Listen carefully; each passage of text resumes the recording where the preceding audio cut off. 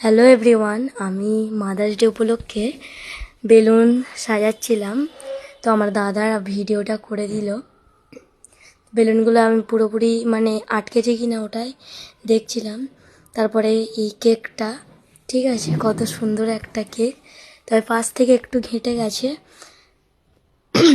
তো এখন এই মাকে ধরে আনছি, ঠিক আছে, দেখতে থাকো তোমরা।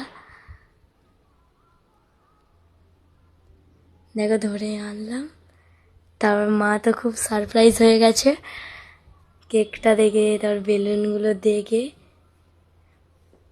বেলুনে অনেক সুন্দর সুন্দর ডিজাইন ছিল, তো মা একটু পোজ দিয়ে দিল।